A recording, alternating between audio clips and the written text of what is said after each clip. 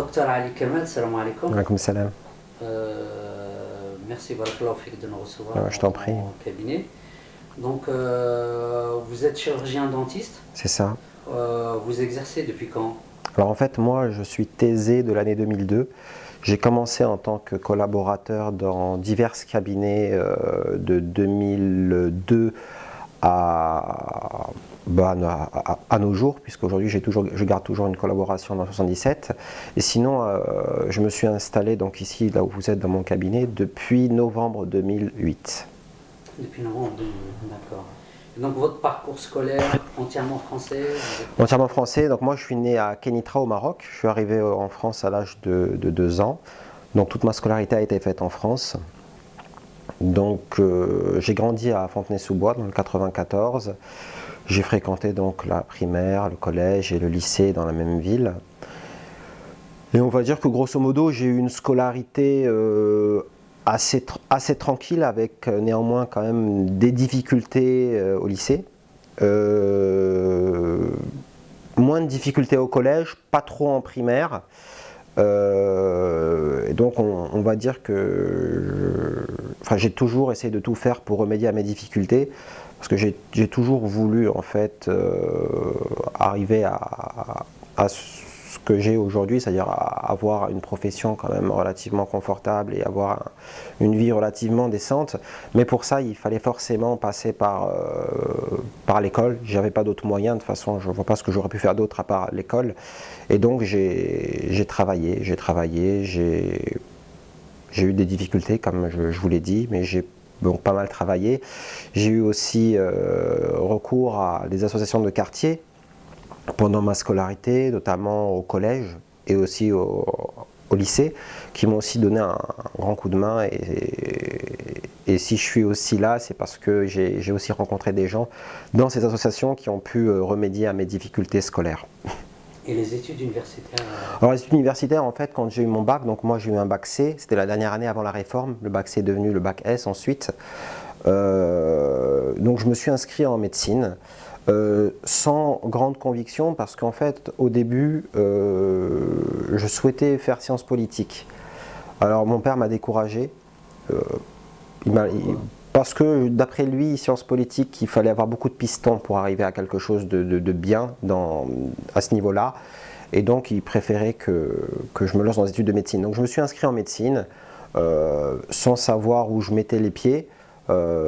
Puis quand je suis arrivé donc en première année de médecine, donc la première année c'est un concours qui est quand même assez difficile, que je n'ai pas eu la première année, que j'ai eu la deuxième année. Donc l'ayant eu, mon classement ne me permettait pas en fait de faire médecine. Donc j'étais classé pour faire dentaire, donc j'ai pris dentaire parce que c'était ça, sinon ou la fac classique.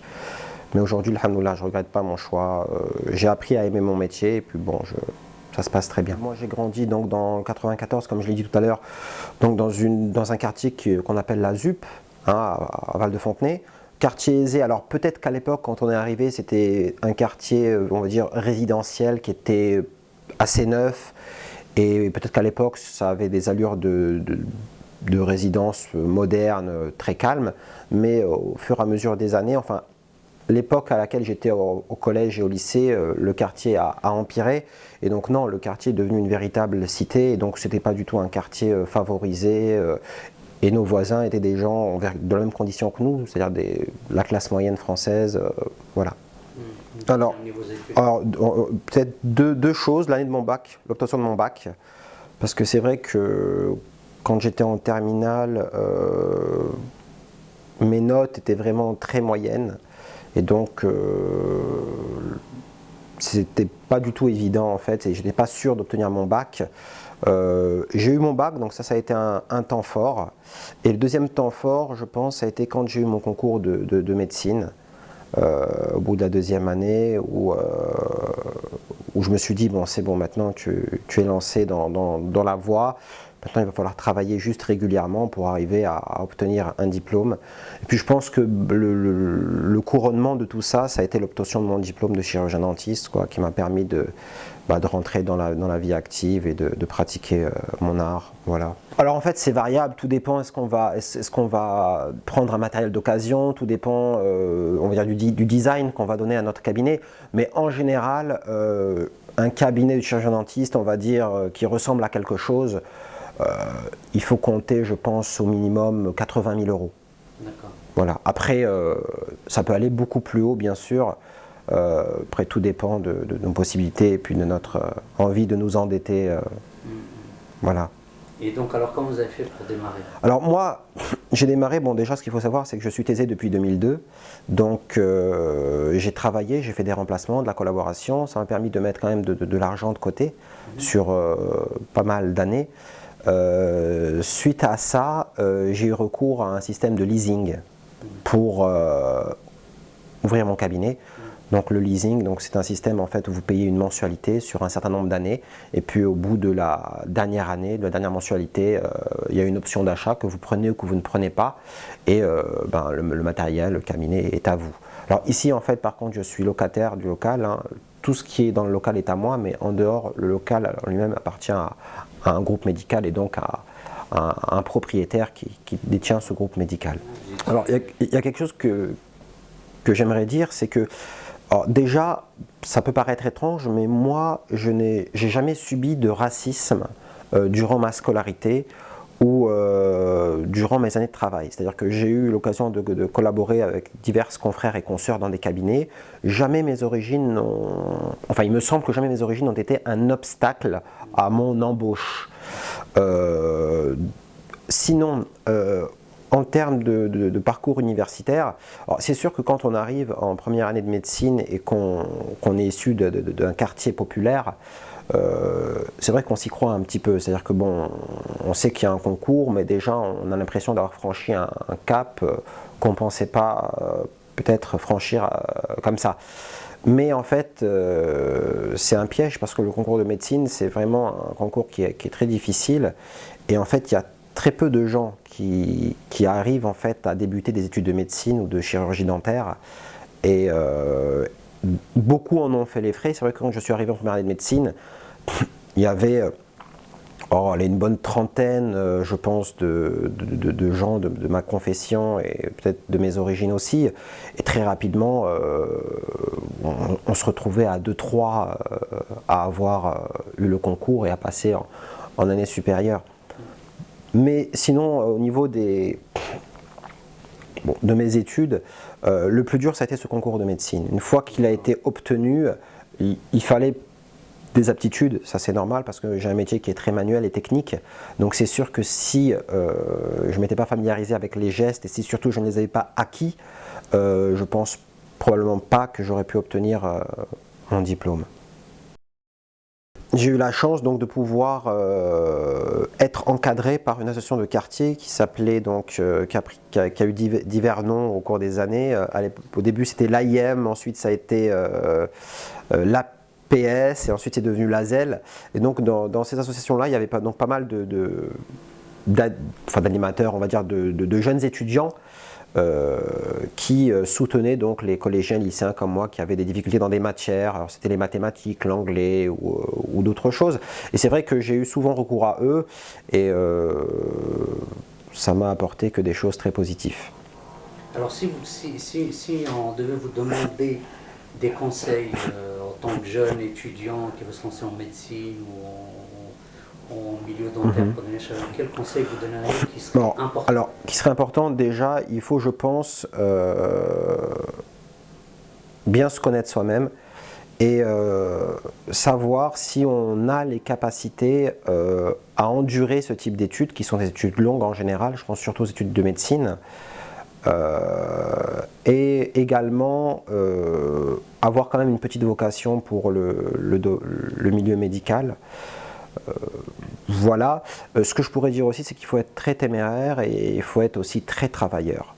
Parce que ce sont des études qui, au-delà des capacités que chacun peut avoir, nécessitent beaucoup de travail et surtout beaucoup de concentration parce qu'on a quand même la santé des gens entre les mains, peut-être de façon plus importante quand on fait médecine que dentaire, bien qu'en dentaire aussi, il y a beaucoup d'actes qui requièrent aussi quand même certaines compétences.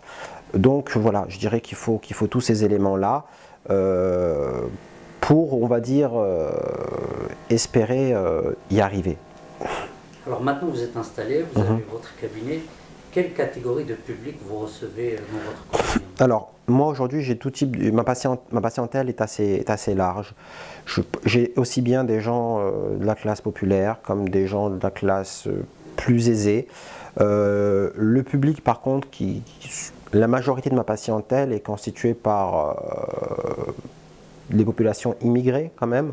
Hein, c'est quand même la majorité, bien que à côté de ça, j'ai on va dire des Français de souche entre guillemets, des gens d'origine hébraïque aussi. C'est assez divers, mais c'est vrai que la majorité, c'est quand même des gens issus de l'immigration ou maghrébine ou africaine.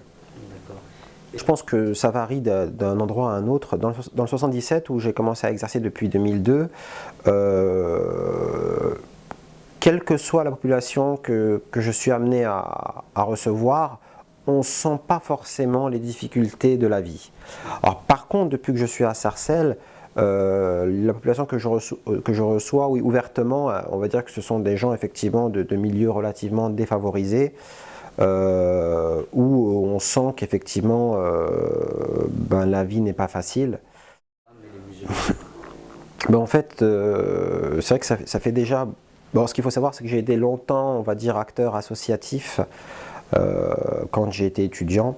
Beaucoup moins ensuite parce que la vie faisant, j'ai été pris dans mon travail, mes études, et c'est vrai que c'est pas toujours facile de lier tout ça.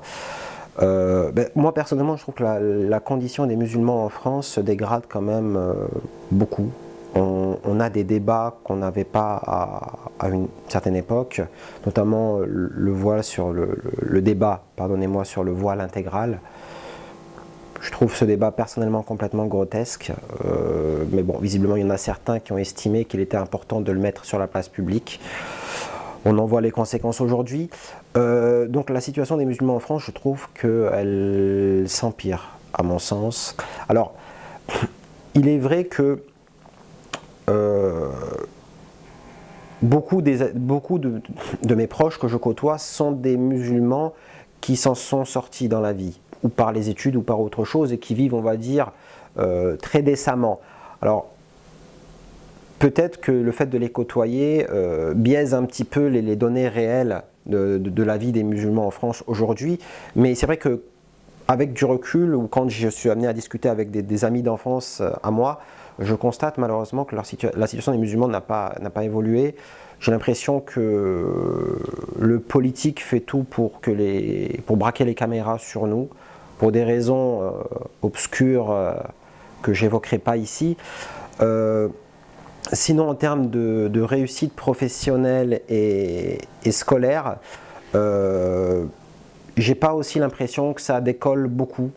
J'ai l'impression, je ne sais pas par rapport à mon époque ce que statistiquement ça donne, mais j'ai l'impression qu'on est dans une espèce de stagnation, voire même de régression. Voilà. Alors écoutez, l'avenir des musulmans en France, selon moi, c'est une question qui est très difficile. Parce qu'en fait, ça va dépendre de pas mal de choses. Je pense que notre présence politique, tant que nous n'aurons pas une présence ou une représentativité politique ou un poids politique, je ne pense pas que la situation des musulmans de France s'améliorera. Alors après, individuellement, peut-être qu'un certain nombre, mais qui restera toujours une minorité, arrivera toujours à s'en sortir. Mais tant que la représentativité politique n'est pas là, je reste quand même sceptique sur le devenir collectif. Et sur votre avenir personnel? Écoutez, sur mon avenir personnel, pour l'instant, donc bon, je me suis installé ici, ça fait maintenant un petit peu plus de 2 ans. Alhamdoulilah, pour l'instant, ça se passe plutôt bien. Donc je pense que je suis ici pour encore quelques années.